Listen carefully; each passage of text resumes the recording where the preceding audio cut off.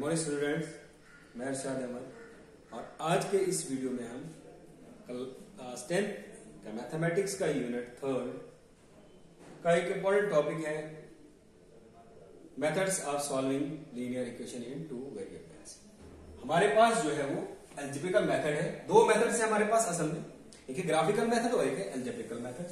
तो graphical method जो जैसे कि आप जानते हैं कि हमने प्रीवियस वीडियोस में जो है वो एक्सप्लेन किया है और आज जो हम एक्सप्लेन करने जा रहे हैं algebraic method for solving linear equation in two variables. और इसमें हमारे पास बहुत इंपॉर्टेंट जो है वो तीन टॉपिक्स है या तीन मेथड्स कह सकते हैं हम। सबसे पहला मेथड जो है वो सब्स्टिट्यूशन मेथड है, उसके बाद एलिमिनेशन मेथड और क्रॉस मल्टीप्लिकेशन मेथड। और जो सबसे एलिमेंट्री मेथड है हमारे पास वो है सब्स्टिट्यूशन मेथड। तो सब्स्टिट्यूशन मेथड में क्या होता है कि हम एक वेरिएबल, हमारे पास वेरिएबल दो है यहाँ पर, एक वेरिएबल x है, दूसरा वेरिएबल y है। एक वेरिएबल की जो है वैल्यू निकालकर हम उसको दूसरी इक्वेशन में पुट करते हैं। फॉर एग्जाम्पल यहाँ पर मैंने जो है वो लिखा हुआ है कि हम क्या करेंगे, हम हमारे पास जो पहली इक्वेशन है तो सेकंड इक्वेशन में जो वेरिएबल की वैल्यू है वो निकालेंगे। जैसे x निकाला है यहाँ पर minus b upon b2 y minus c2 upon a2।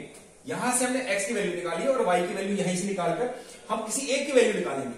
एक इक्वेशन को यूज करेंगे, मतलब ये हमारे पास इक्वेशन है, दो इक्वेशन है, एक इक्वेशन ये है और दूसरी इक्वेशन यहां है। हम एक इक्वेशन को यूज करेंगे, उसके वेरिएबल की वैल्यू निकालेंगे किसी एक की।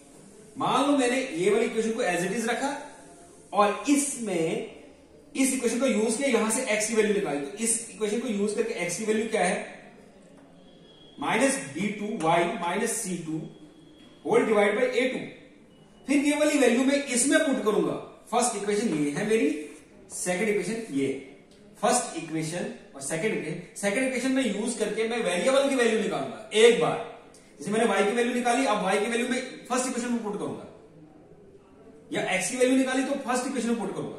यहां पर x की वैल्यू निकाली है तो अब ये सेकंड इक्वेशन को यूज किया है और इसको फर्स्ट में पुट करना है। यहां पर y की वैल्यू निकाली है, सेकंड इक्वेशन यूज की है, इसको फर्स्ट में डालना।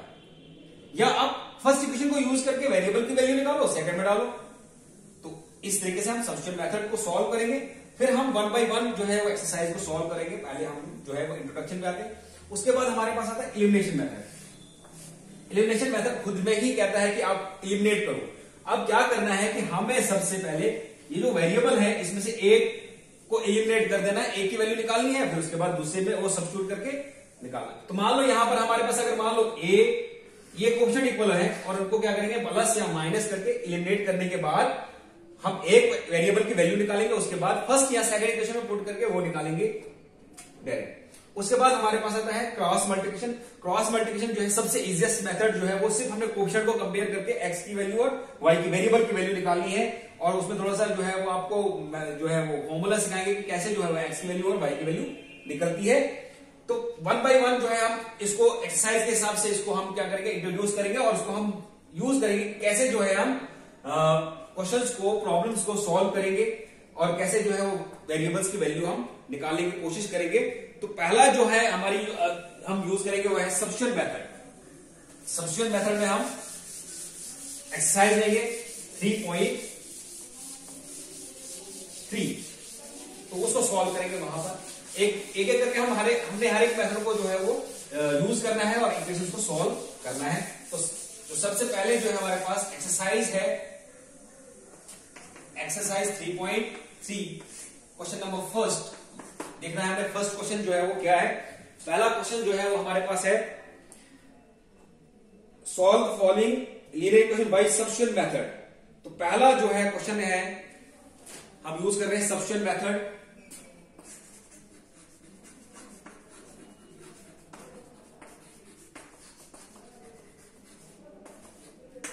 पहला पार्ट क्या है क्वेश्चन का, पहला पार्ट, इसमें बहुत सारे पार्ट दिए हैं और पार्ट में जो हमारे पास इक्वेशंस है वो है एक x plus y equals to 14 और x minus y equals to 4। ये देखिए हमारे पास दो इक्वेशन है, x plus y equals to 14 और x minus y equals to 4। ये फर्स्ट इक्वेशन है और ये सेकंड इक्वेशन। अब जैसे कि मैंने आपको बोला कि आप कोई भी इक्वेशन को यूज करो, एक इक्वेशन को यूज करो, वहां पर आपको एक वेरिएबल की वैल्यू निकालनी है, उसको दूसरे इक्वेशन में यूज करना है। फॉर एग्जाम्पल मैं ये वाली इक्वेशन जो यूज कर रहा हूं, हमारे पास सेकंड इक्वेशन, फर्स्ट इक्वेशन को एज इट इज रखेंगे, सेकंड इक्वेशन में हम क्या करेंगे, using x minus Y equal to 4, इसको साइड करेंगे तो x की वैल्यू क्या आएगी, जैसे मैंने अभी लिखा था पीछे x की वैल्यू कैसे निकालेंगे, तो x इनको दोनों को साइड ट्रांसपोज करो 4 प्लस वाई, ये हमारे पास x की वैल्यू आ गई, ये थर्ड इक्वेशन है। अब हमने क्या किया, हमने सेकंड इक्वेशन को यूज करके उसमें वेरिएबल की वैल्यू निकाली, या तो मैं x की वैल्यू निकाल सकता था या तो y की वैल्यू निकाल सकता था, इसमें कोई प्रॉब्लम नहीं है कि आप किसकी वैल्यू निकालो, जो आपको स्टेबल लगता है वो निकालो। तो यहां हमने क्या किया, हमने x की वैल्यू निकाली, और x की वैल्यू निकालने के बाद जो है x की वैल्यू हमारे पास आई 4 प्लस वाई। अब क्या करेंगे, सब्स्टिट्यूटिंग या putting third equation in first equation. अब थर्ड इक्वेशन को आपने क्या करना है, सब्स्टिट्यूट, फर्स्ट इक्वेशन में सब्स्टिट्यूट करना है। तो फर्स्ट इक्वेशन में आपको वेरिएबल की वैल्यू निकालनी है, हमारे पास x plus Y equal to 14 है, तो आपको x की वैल्यू मिल गई है। x की वैल्यू कितनी है आपके पास, क्योंकि आपको in terms of one variable में लाना है और वहां से वो निकाल के और इजी जो है वो हो जाएगा।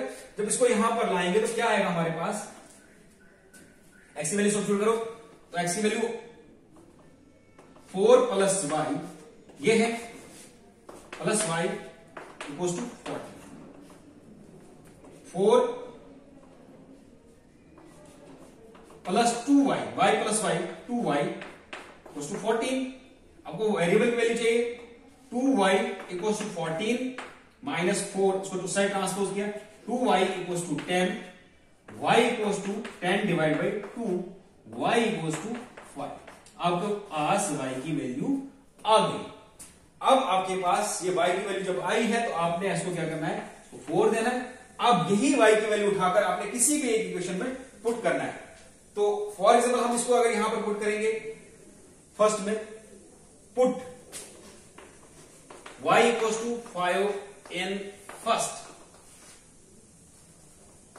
इक्वेशन में पुट करो, y की वैल्यू कितनी आएगी, कितनी आ रही है वैल्यू वहां पर,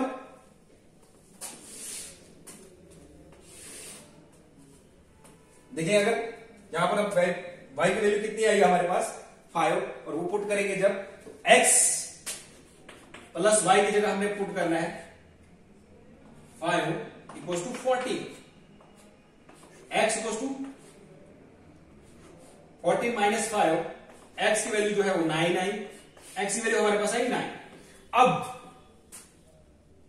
x की वैल्यू हमारे पास 9 आई है, y की वैल्यू 5 आई है, तो अगर हम इसको पुट करेंगे 9 प्लस 5 14, 9 माइनस 5 4, तो हमारा जो है सोल्यूशन यही चेक हो जाता है कि हमने सही किया या गलत किया है। तो देयरफॉर x की कितना है 9 एंड y जो है वो हमारे पास कितना है, y जो है वो हमारे पास आया है 5, और दोनों को अगर हम यहां पर पहली इक्वेशन में पुट करेंगे, पहली इक्वेशन में पुट करके अगर आप देखोगे x प्लस y जो है वो कितना है 14, तो इस साइड लेफ्ट हैंड साइड में तो राइट हैंड साइड में 14 है, लेफ्ट हैंड साइड में 14 होना चाहिए, 9 प्लस 5 करो तो भी कितना आ रहा है 14, तो इसका मतलब आपका सही आंसर है। अगर दूसरी में पुट करना है तो आप x माइनस वाई करो इक्वल टू कितना है 4, 9 माइनस लेफ्ट हैंड साइड लो तो भी 4 आ रहा है, दोनों साइड 4 आ रहा है, यहां पर भी 4 आ रहा है, तो आपका जो है आंसर जो है वो आपने जो क्वेश्चन सॉल्व किया है वो एक परफेक्ट क्वेश्चन जो है सॉल्व कर चुके हैं।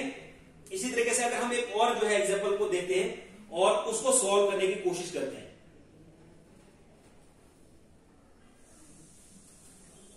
सेकंड एग्जांपल देखेंगे हम।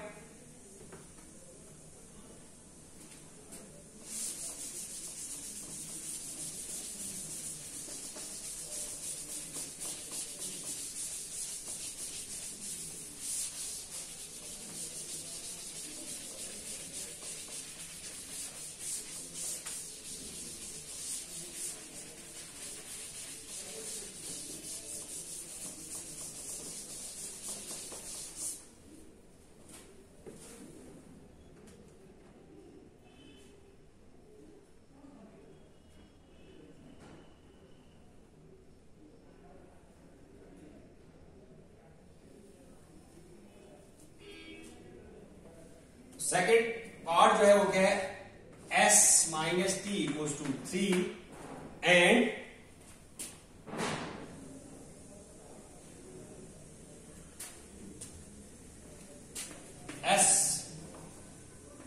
s by 3 minus t by 2 equals to 6। ये हमारे पास इक्वेशंस है।